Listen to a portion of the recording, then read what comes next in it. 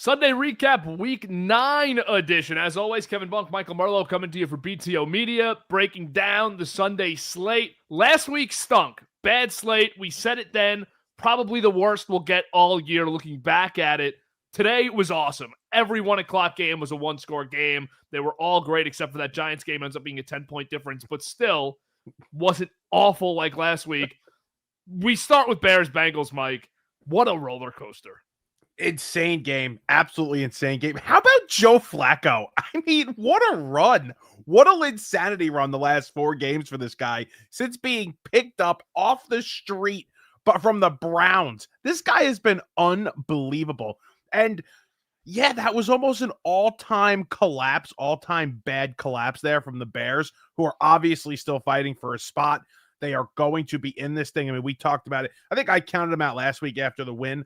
After the loss, and I'm still not a believer that they're going to make the playoffs, but they're in this, especially with the losses in the division today. They are right in here to possibly make a run at the playoffs. Yeah, absolutely. And we'll talk a lot about it throughout this show, but the NFC wildcard race and division races, which are included in the overall playoff race there, are fascinating right now. There's so many teams that you feel like can make noise, can potentially find a way into that 7 seed, and there's a few teams that are going to be left out that are going to be impressive this year too.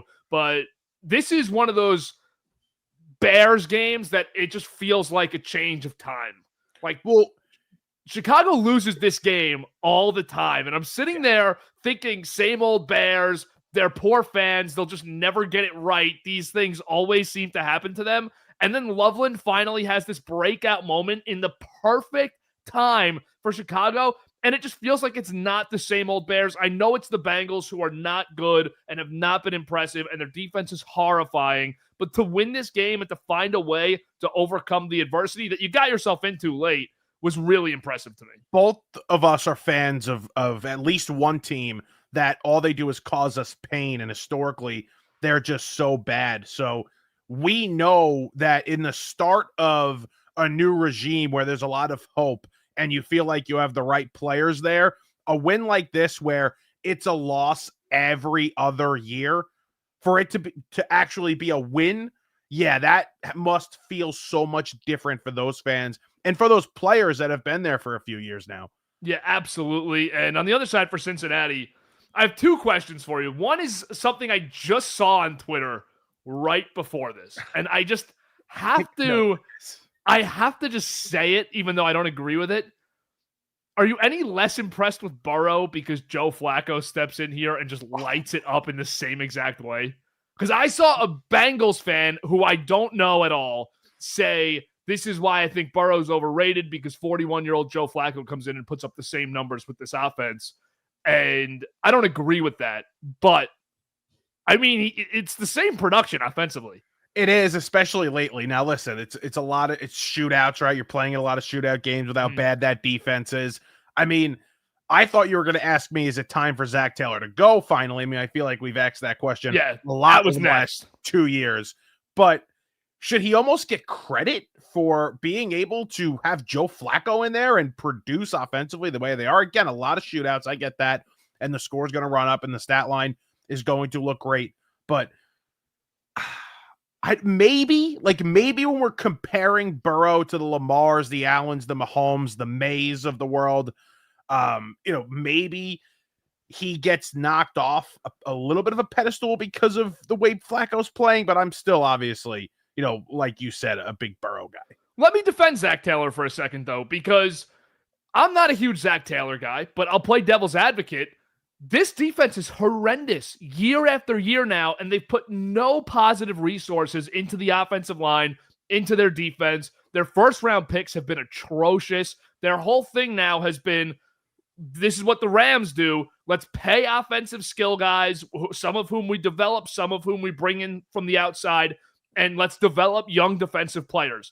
The Rams do it, and they hit on those picks. The Bengals do not. Shamar Stewart is doing cardio for them after holding out the entire summer on that contract. Demetrius Knight cannot tackle. Those are your first 2 picks of the draft last year, entering the worst defense in the NFL from a year ago, and they can't play. So at what point does Zach Taylor start to get a little bit of defense and say it's a miracle they're even in these games because of how bad the roster is. It's also, we know about how the Bengals and the way they run their business and how they give these coaches a lot of leash. Obviously, we know Marvin Lewis was there for years when there were years where you're just like, you got to fire him, and they never did. So maybe the organization just knows this. And again, we know how conservative they are. They will not move off of coaches.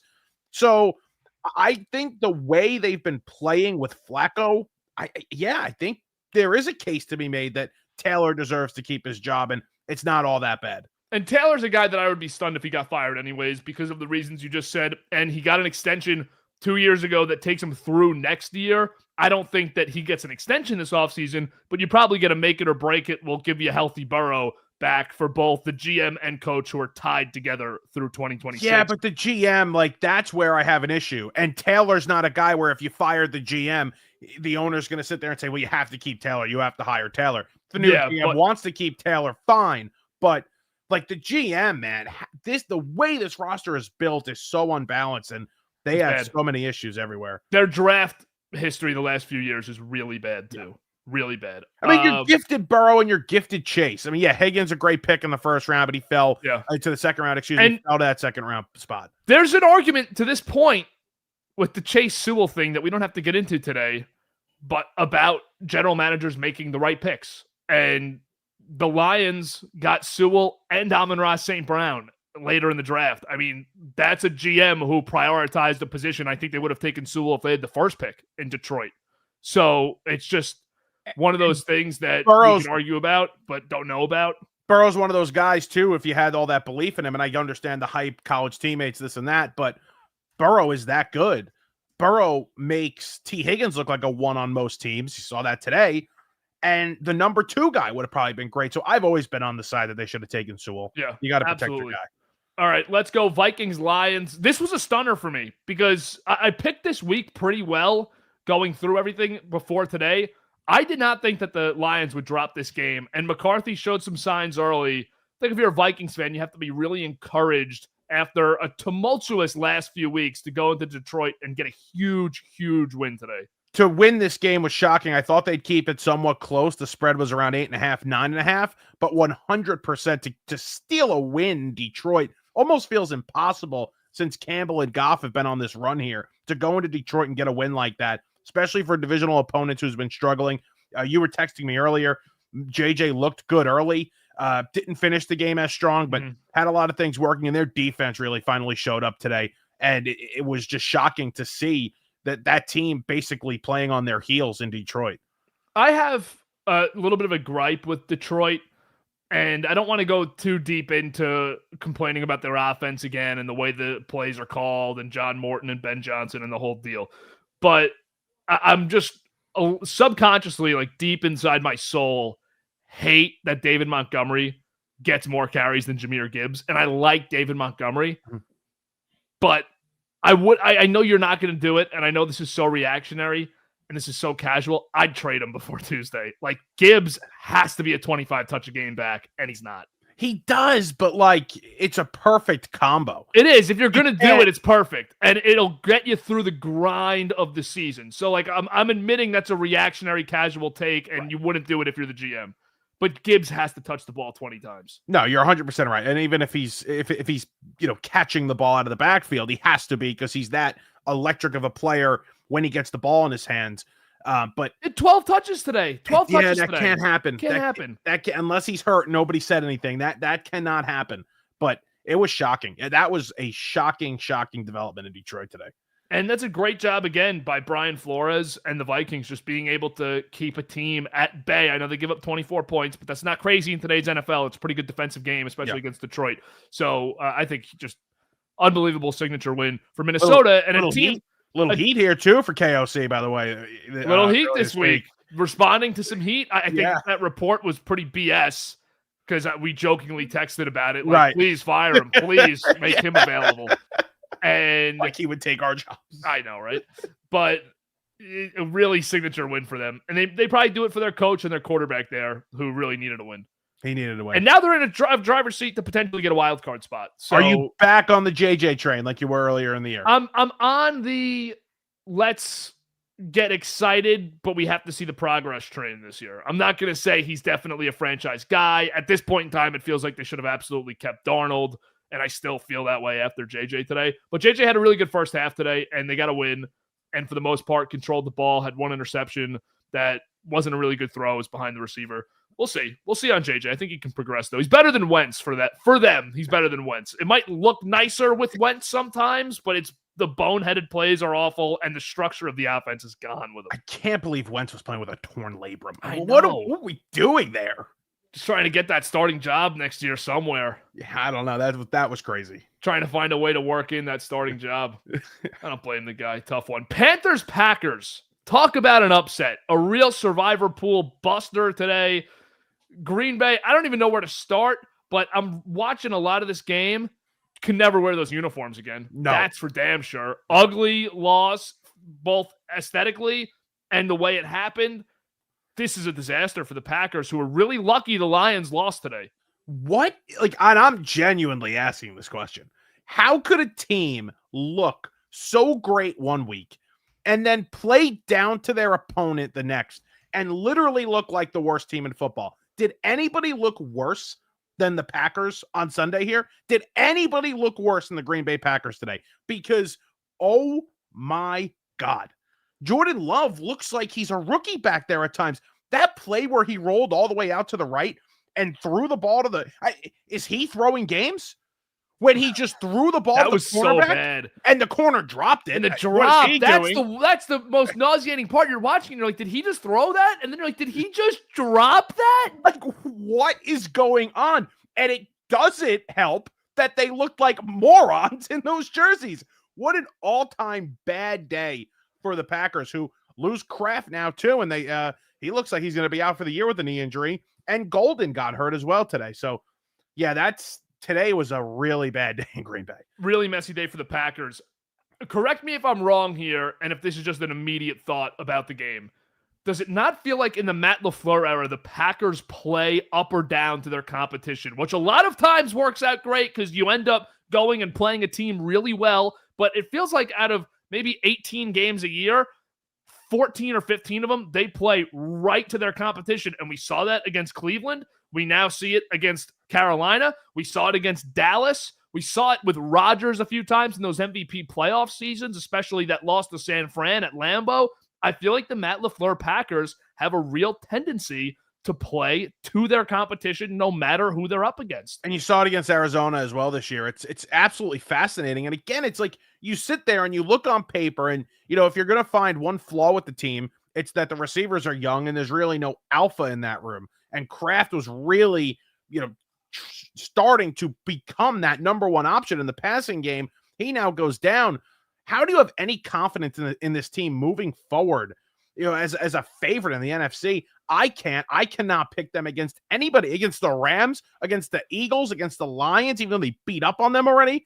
How could you trust this Green Bay team in a big spot late in the year? You can't. It's literally impossible. First 3 games here, we've already discussed all 4 NFC North teams. So I'll ask you this. Big picture, forget Packers versus Lions. Do you trust any of these 4 teams to potentially be a Super Bowl representative? I mean, Detroit. I would say Detroit. We're not excluding Detroit. We're adding. No, Detroit. all 4 teams. Any of the 4 teams. Because all 4 teams have a real shot at the playoffs here, obviously. They're all 500 or better. Detroit would be the team. Defensively, the defensive coordinator was Shepard. He's done a really good job. I would say today is just kind of a aberration. It's not going to happen again. You're not going to lose a game like that where, you really feel like you should win against a divisional opponent that's weaker than you. I would say the Lions, but I don't feel great about that. I like 2 other teams in the NFC better anyway. I think I like the Eagles better in a playoff game, considering everyone stays healthy to the point where they are right now. I like the Eagles better in a playoff game. I like Tampa better in a playoff game. And I like all 3 NFC West playoff teams better in a playoff game. Wow, that's a lot of teams. That's a lot of teams. I was going to say Rams, Eagles, and then I would probably put the Lions. I think the toughness of the Niners and Seahawks would get to these teams in the NFC North. I don't think that the teams in the North are as tough and gritty as we like to make them out to be. The North, it's tough, cold weather. That's what it's supposed to be, but now all of them are going to be playing in domes and Goff, right? That's a great point. Green Bay won't be, but maybe they win the division. Maybe Detroit wins the division and they get one home playoff game. Now you're telling me, I mean, you're going to go to Philadelphia and win a game? You're telling me he could go into Philadelphia and win a game. Obviously, LA will be a dome as well. Even the teams in the NFC West, like I just feel like pound for pound, the Seahawks, Niners, and especially the Rams are going to kick the crap out of these squads for 4 quarters. I can't see that. I can't see that with Detroit. I can't see it right now with Detroit. Okay. They're too good up front. Sewell, obviously, I mean, he came out of the game today when he was bleeding.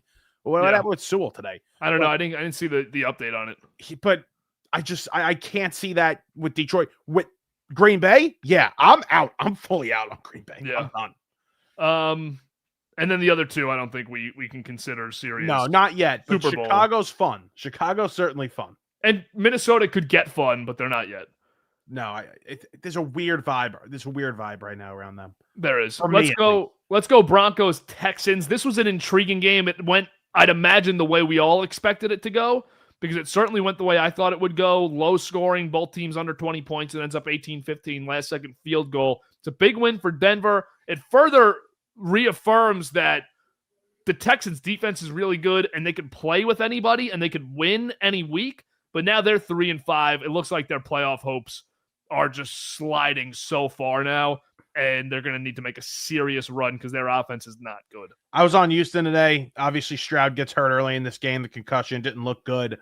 So that was tough finishing that game with Mills there, being on Houston. But I was so impressed with that defense. I couldn't be more impressed with any unit today than I was with that Texan defense.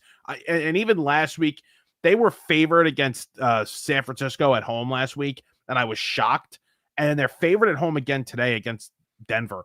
And that was even more shocking to me against a Denver team that obviously the big comeback win against the Giants, beat the crap out of the Cowboys at home. So this is a team rolling, but one of the best records in football. And they couldn't do anything today, Denver, against that defense. So, yeah, that Houston defense is great, but there's nothing offensively. And you lose Stroud, there's really nothing we would say about that offense today. No, there isn't. And on the other side for Denver, it's just about stacking wins and hoping to get home field advantage, because I don't rule Denver out as a potential AFC champion, but you have to get the top seed and have home field throughout if you're going to do it. They obviously have a chance at it. Right now, they're the 1 seed. Or no, they wouldn't be. They lost the head-to-head to the Colts. I keep counting that as a win, a Denver win in my mind, because they should have won that game.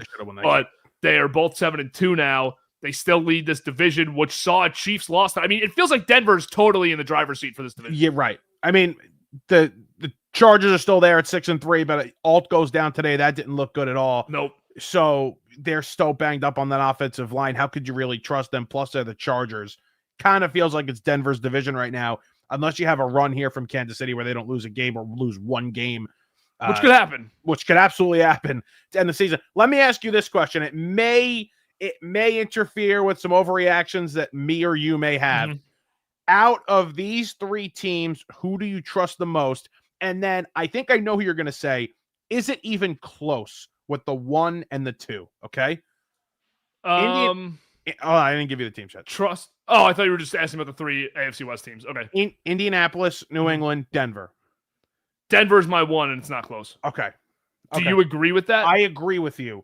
But then New England's my 2. Yes. Okay. And there's a decent gap between them and Indianapolis. We're gonna how much further till we have the Colts here. Okay, so let's go to New England, Atlanta here quick. We'll get to the Colts Steelers after that. New England, Atlanta, 1-point win. Falcons miss a PAT late. Patriots get a first down, ice the game. Very straightforward, I think. Bad game 1 for New England, which indicates to me that this is a legitimate, really good team. Right. You know, you're playing a decent opponent, not a great opponent, but a decent opponent. It's not like the teams they've been playing, a team that could have beat them. And they were in control for a lot of this game and then kind of let them back in it late. And obviously they had a chance to tie it and almost win it. So I feel good about New England. Not great, though, after this. May played really well again. I had the bad interception, but he played well. Pass rating again over 105. Tough fumble, but not gonna totally pin it on him and rip him for it. Right. So, I think he's passing every test that he possibly could in this season with this team against the teams they're playing. He's passing every test. And now I see that he's second on MVP odds.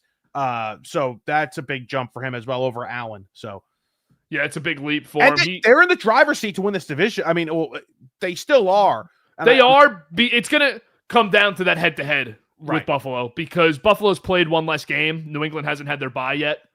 So that's the difference right now in the literal number on the record. But they have the head-to-head so far, and they won in Buffalo. So at the time when they beat the Bills, I was thinking, that's a huge win in Buffalo, but they won't sweep them. That's absolutely on the table now from what I've seen from both squads. Right. And I said that they were in the driver's seat because in my head, like, Buffalo lost today because because you were so high on the Chiefs. I was so high on the Chiefs today.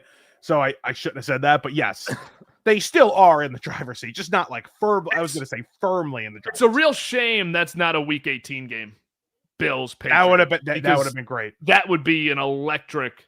That's your Sunday night game. That's your easy Sunday night football flex game. Because it does feel like that division goes right down to the wire. Yeah. They play each other in Week 15. It's December 14th. 1 o'clock game. 1 o'clock game. Got to flex that. That schedule that he plays. I mean, how do you not? And I don't want to take anything away from him because he's great. The player, the roster here, it's not the best offensive line. They have holes on defense. Good in the secondary, but they're not great up front. The wide receivers stink outside of Boutte and Diggs is, making a couple plays for him. Like, this isn't even close to the best roster he's going to have. To even imagine how good this guy is going to be is wild. Yeah, and I agree, but again, I'll play my Patriots devil's advocate where I would have said the same thing about Daniels last year. I don't like Eli Wolf that much as a GM, but I like Vrabel as the coach who can counteract it. So I do agree with you. But next week is like the circle the calendar day for me for the first time with New England because they're at Tampa Bay. And Tampa's off the bye. The thing about Jaden Daniels, though, and we could talk about this later if you want, or next week, his style always scared the hell out of me. His style of play always scared the hell out of me. So every time I watched him last year, I'm amazed, but in the back of my mind, I'm like, how sustainable is this? And they haven't been great this year, and they haven't built the roster the way they should have, added on like they should have in the offseason. And there's a reason why they're not very good this season, and there's a reason why Seattle's probably going to kick the door in tonight on them. So I think we're going to see that. I think the rest of the country is going to see that tonight.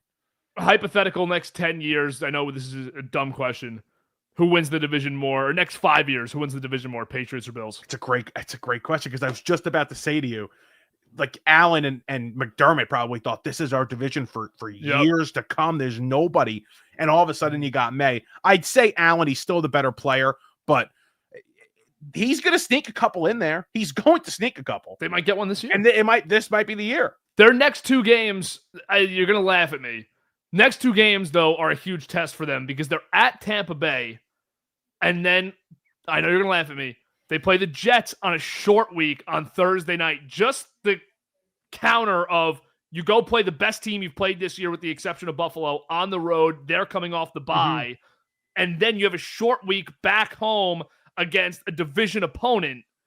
That is a real test of 2 weeks. And I think if they could win both of those games, they obviously should win the Jets game. But if they can win both of those games, I'm like totally locked in on this team winning the division. No, you're 100% right too, because it's going to be a mess. You're looking ahead to this game here, and maybe there's a little look ahead spot today too against Atlanta. But you're looking ahead to that Tampa game, and then on the short week against a divisional opponent who just got a big win last week. Yeah, I mean it's not crazy. It's not a crazy thing to say. Last thing on this game is Raheem Morris on a hot seat at all? I mean, I think if it goes really south this season, it could. They could put him on a hot seat, but I just also think that maybe Penix isn't the answer. I don't know. If Penix isn't the answer, though, they're all screwed. Right. Anyways, everybody's going to be fired. And then it begs the question, if you're going to fire the GM, same thing. You're not keeping Morris around. You're not going to sit there and say, we need to have Raheem Morris. The schedule coming up for the Falcons is one of the easier in the league, so I'd imagine they could salvage at least maybe an 8-win season. They play at Indianapolis next week, probably a loss, but then Carolina at home, Saints, Jets, home against the Seahawks, probably a loss, at Tampa. They also play Arizona, Rams, and Saints again. So, and they should be able to salvage 7 or 8 wins. And But make is it look that enough? respectable. I don't think it's enough, but I think it's enough to keep his job after 2 years. Okay. All right, let's bounce to the Colts Steelers game since we were just mentioning them also. This was Steelers all week long. We spoke about it too during the week. This was Pittsburgh the whole way. I got to save a little bit for the overreaction, so I'll go on the Steelers side here. They needed this one. You got embarrassed 2 weeks in a row on national TV. So they really needed this game here. And it kind of just felt like that spot. You're into November now. This is where you see what the real teams are made of in November. What do they look like? The weather's starting to get a little crappy out, and Daniel Jones was not up for it today. That Colt team was not up for it today. The Steelers tried to let them back into the game a couple of times, and they couldn't take it. So the Steelers really were just all over this one. But we had really talked about it during the week, how we both thought this was a great spot for Pittsburgh. Yeah, absolutely. And they controlled this game. They only ended up winning by a touchdown, but this game was totally in their control. And I know you're probably going to go to them in your overreactions, but we saw that Daniel Jones, New York, Daniel Jones today, the 3 interceptions, couple really bad ones. And when Jonathan Taylor doesn't have anywhere to go against the defense that came to play today, you now have real reason to be very concerned about the Colts in those situations. 100%. And I'll save the rest of that for the overreaction. The Giants-Niners game. I do want to talk a lot about the Giants here with you. Another 2-7. We're trying to avoid that. Good win for the Niners. Had to have it. But I feel like on their side of things, this was pretty straightforward. Ran into a Giants team that stinks right now. And you had texted me, you're kind of out on Dable Shane. I don't know where you want to start with the Giants, but you could kick us off. I think one of the, we knew coming into this year, the flaws with the Giants. One of them was the wide receiver room, how you really just had Malik Neighbors. We like Wandale, don't love him. And then really nothing else, right? They did not add a lot to that room. Bringing a guy like Slayton back for 3 years with the way they did, and you draft Theo Johnson, who everybody loves. He can't catch anything. I've never seen a room, again, decimated by injury. Not forgetting that. These guys can't catch the football. They cannot catch the football. The amount of plays that the amount of stats that Dart does not have right now, because he does not have receivers that can catch. It's unbelievable. This guy, and listen, it doesn't go unnoticed by coaches, people around the league, smart people that cover the sport. Doesn't get unnoticed. You see that drop by Slayton today? A perfect ball into the end zone from Dart for a touchdown. It's dropped. That's on Joe Shane. I mean, right there, that's on Joe Shane. So you watch these games, and it's the same crap every week. Yes, there are some bright spots. But again, the defense is supposed to be great. Let up 30 points to a team that has Jawan Jennings and Christian McCaffrey carrying them with Mac Jones. Please. I really thought this was a spot where the Giants could win today. I really did. And it wasn't very competitive. It wasn't competitive at all outside of the first 2 drives. It was not competitive. So it's the same crap. And when you have this losing, these players just must have the mentality that they're going to lose every week. The only guy that does it is Dart. The only guy that is Dart and Scadaboo. And we talked about that, how these guys just you made a great video about that, how these guys just expected to win in college. They came here and all they do is expect to win. But when it's just one guy out there that expects to win every week, and he plays like a winner, there's no doubt about it. I have no doubts in my mind that Jackson Dart is a franchise quarterback in this league. He has no help whatsoever on this team. It is a dumpster fire. And you know what? I like Dable. I think he can coach quarterbacks. I think you could bring in another offensive coach, and they will get the best out of Jackson Dart as well. I've been saying this with Dable. You have to win games while the quarterback looks good. The quarterback looking good is not enough for me to say, oh, we got to keep him around because the quarterback has to look good. Now it's all the more reason that I should be seeing wins. This should be correlating to wins now because the quarterback does look good. But I will make one positive point of the Giants before we rip Shane and Dable more. Today was the ultimate example. Getting rid of Daniel Jones and getting Jackson Dart is going to be a great thing for the Giants. And people who this year have been clowning the Giants for Daniel Jones being great in Indianapolis, and Giants fans who have been all miserable about how great he's been, you can cut the crap because Jackson Dart is better, and he is a gamer. I think that this is one of those guys who he'll never be in that Mahomes, Allen echelon where we're like, okay, he's top 5, he's MVP type of guy. But he's in a Baker Mayfield category for me long-term, I think, where you're saying this is a guy who we want as our quarterback, almost to the point where you'd rather lose with him than win with somebody that you could hypothetically trade him for. You know, like you love the quarterback that much that you just want to identify with him. You want him to be your guy, and he's going to give you an opportunity to win. The reason the Giants have been competitive in these games the last 5 weeks is because he's their quarterback. With the exception of the Saints game. With nothing, by the way, with nothing around him. He's just such a gamer and competitor that the Giants offense has been so elevated because of what he brings. One note, though, you got to start sliding. Like, he's going to get killed. He's going to get killed. Talking about play styles that worry us. He's going to get killed. He's going to get killed. But also, can he be, and I'm genuinely asking this question, I think he can. I agree with you. He's not Allen. He's not Mahomes. He's not Lamar. He's not Burrow. He's not Herbert.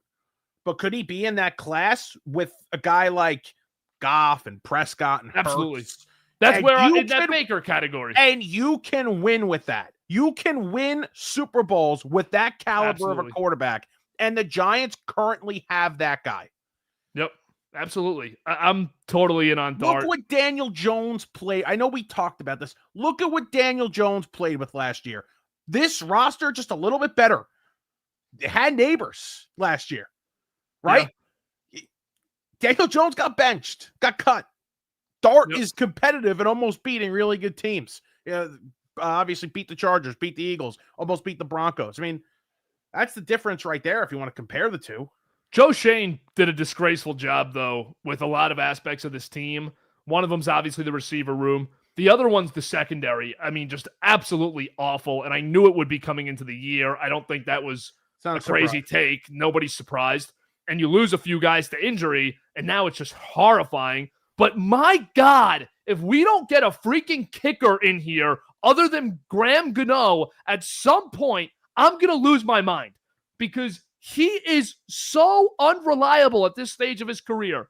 And they gave him the extension, and now you're just relying on your guy because you're attached to him. He's your kicker. Cut him and get a new guy, and not freaking McAdamy, who was the backup kicker at Rutgers and stinks. Like, get an actual kicker. Younghoe Koo okay for you on the practice squad? Better than Gano. I mean, he sucks. He never even plays, and then he misses the kick today before the half. It's insane. It's absolutely insane. It's this position has just plagued them. How about, you want to go back to secondary? How about corner with Banks? Banks is not an NFL corner. He traded up for him, Kevin. He traded up for him. He re-signed Slayton, who can't catch footballs. He drafted Johnson with an early day 3 pick or late day 2 pick. I forget which one. I'm out. I'm done. I don't care that Neighbors fell into your lap. I don't care that Carter fell into your lap. I don't care that your buddy in Carolina basically gave you Brian Burns. That could have happened to anybody. You're not special. It's done. I really tried to hold on. I really tried to hold on to this. I can't. I'm done. And you know where it went really sour? Because we talk about guys falling into your lap. You had the 5th and 7th pick in the 2022 draft. You drafted the biggest piece of garbage tackle you could possibly find and an edge rusher who is good, but I mean, I know he's gotten a lot of hate and unnecessary hate in his career at Thibodeau, but my gosh, the 5th pick in the draft? Really? He's not the pick. He's a good player. He's not the 5th pick in the draft. He's not the guy. Like, you shouldn't have needed to take in Carter, right? That's exactly. That's the whole thing. That's a great way to put it. You should not have had to draft Carter. As good as Carter is, you should have had the guy already with the 5th pick in 2022, and you don't.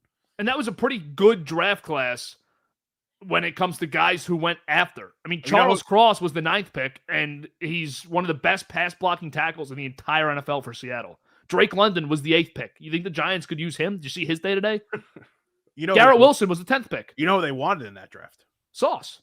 They wanted Sauce bad. They wanted Sauce. Sauce really badly. You know, best GM in the league at the time, took him at 4, and that's life. Right. That was our guy, Joe Douglas. Right, of course. Back with Philly. Yeah, we also had Chargers Titans here, but I'm good to skip it. Yes, I'm good.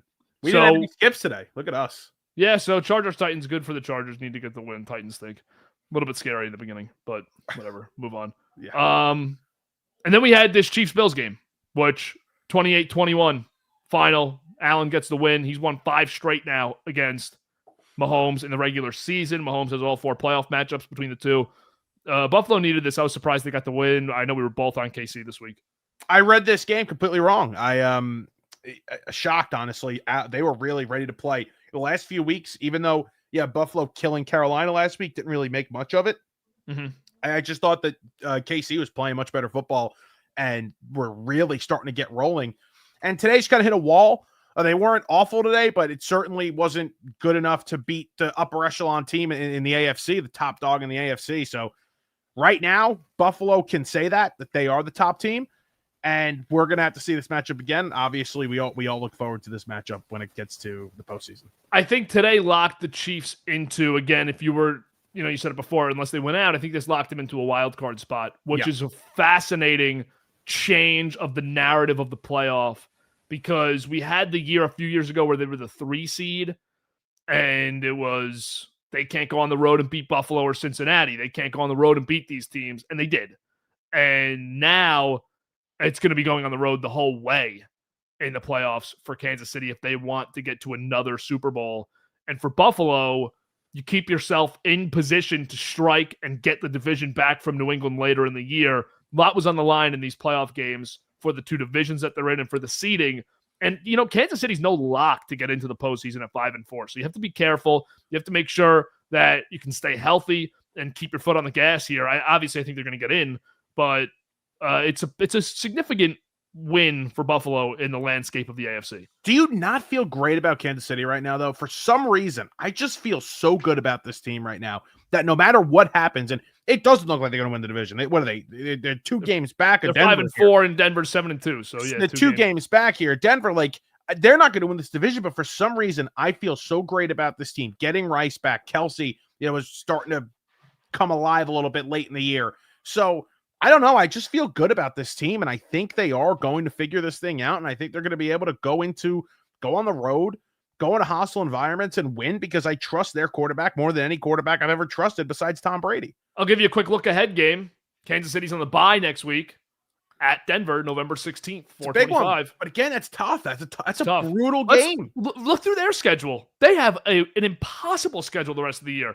At Denver, home against Indianapolis, at Dallas, home against Houston, home against the Chargers, at Tennessee, home against the Broncos, and then at Vegas. I mean, there's 2 games there that I definitely feel good about them with the Titans and Raiders, but in the other games, Houston, you don't feel you're not sold going into that game. Indianapolis, you're not sold going into it. And at Dallas, I mean, who the hell knows what Dallas is going to bring every Sunday? Anything can happen in those games. I mean, look at what's going on with this team this entire season. That could be a shootout, and you're like, oh crap, what's going on? And that's Thanksgiving Day, no? The 4:25 game, Thanksgiving Day. The Dallas game, yes. So, yeah, this is going to be fascinating to see how Kansas City looks against a tough schedule where they're not going to have, they're fighting for a playoff spot, but kind of battling for a division. And it starts after the bye against a really good Denver team in a hostile environment. All right, overreaction time. Your first of week 9. Yeah, let's go. Let's go overreaction here. We talked about it before. This Colts team, today was the day that I completely just given up. And I wasn't on the train. I wasn't, where you were. I don't know if you were fully on the train, but I wasn't this massive believer in Indianapolis. I'm completely out on this team. How could you trust a Daniel Jones-led team to go on the road, or even not on the road, play a legitimate opponent, a Buffalo, a Denver, a Kansas City, whether it's at home or on the road? How could you trust that team to beat a really good team? You can't. And you mentioned it before, and it was the first thing that came to my mind after this game. Taylor did nothing, and there you go. This team goes as Taylor goes. You couldn't have been more right about in terms of who would be the MVP of the team, Taylor or Jones. It's obviously Taylor. Taylor probably took himself out of the MVP conversation with a really bad game today, but either way, out on out on Indianapolis. This team is not going to make a run in the postseason. They're going to get to the postseason, obviously, but they're not going to make a run. Yeah, no, they can't. They're just not one of the top 4 teams in the AFC, and they might not be one of the top 6 teams in the AFC. So they'll get into a playoff spot. Obviously, they'll win that division. They might get the 2 seed. They might get the 1 seed. But this feels a lot like Vrabel's Titans, where you just overachieved for the year, and you don't trust the quarterback, and you don't trust the team. This is a great comp, actually. If Derrick Henry wasn't going, the Titans weren't going. And if Jonathan Taylor's not going, the Colts aren't. Because when those running backs don't go, the quarterbacks don't have anything to give you. So sorry, I'm blanking out. Daniel Jones, Ryan Tannehill. Daniel Jones, Ryan Tannehill. I mean, it's kind of the same exact career arc. I was blanking on Ryan Tannehill's name for a second. There you go. Both defenses, I think, are in the same place where they're good and they have good defensive play callers, but I never felt obsessed with the Titans defense at the time, and I'm certainly not obsessed with the Colts defense. No, not at all. All right, my first overreaction, go from least to highest. Panthers playoff team. Think they get the 7 seed. Thought it was a huge win today, and I'm looking at the landscape, and I'm just saying those NFC West teams and the NFC North teams right now, there's 7 teams between those 2 divisions that are occupying potential playoff spots and are right in the hunt ahead of Carolina.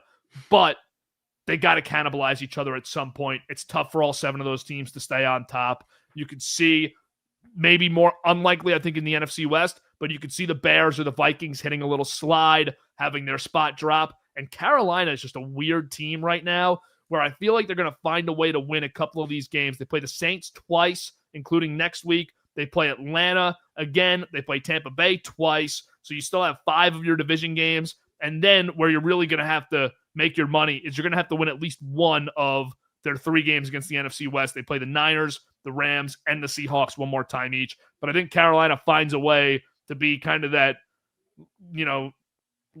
team that knocks the excitement out of the NFC playoffs a little bit and just scrapes their way in. There's always one of those teams in both or at least one of the conferences. And Carolina could certainly be it this year. It's weird that you look up and they have the record they have. I did the same thing, like a double check last week. Like, wait, what? That was their record even after the loss. So weird team. Would like to see Bryce get going a little bit, though. I mean, another day today that just didn't impress you. Like, let's get Bryce going here, Canales. Come on.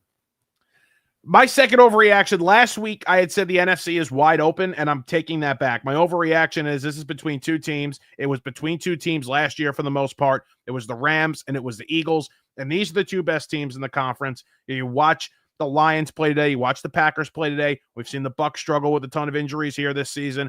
There are 2 teams in the NFC that you could take seriously for the Super Bowl, and that's the Rams and the Eagles, and I feel better about the Rams. Although the Rams all of a sudden, like not really all of a sudden all year, have a really big issue with protecting the kicker. I think they had 1 or 2 kicks blocked today. Obviously, that meltdown against Philly, which lost them the game. So maybe clean that up, Sean McVay. But Puka back today was unbelievable. And that team with Stafford rolling like that, there really isn't a better team in the NFC when they're playing. Like, the defense versus unbelievable is really starting to get going as well. So I'm feeling a little bit better about my defensive player of the year pick. Versus really picked it up. So Advanced Stats has that at least. So NFC, it's the Rams and it's the Eagles, and that is it. That ends the conversation in terms of the real contenders. I'll segue right into my next overreaction because it fits perfectly. Stafford's the MVP. I've already done this overreaction once this year.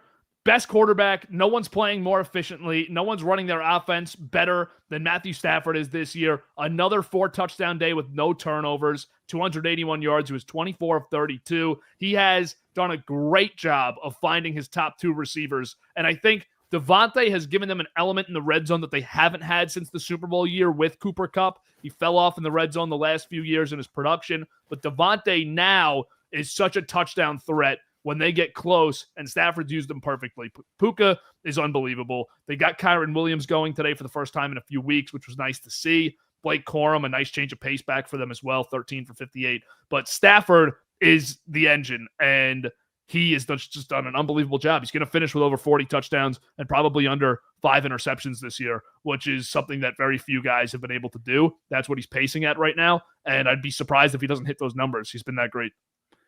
Stafford, our guy Stafford, Puka, that touchdown in the corner before That was remarkable. It's unbelievable. Perfectly placed football, and that's what he does. That's what they do, man. It's crazy. Can I, for my last overreaction, I have something that's not great, but I have one. It's kind of a prediction overreaction. Can I do that? Of course.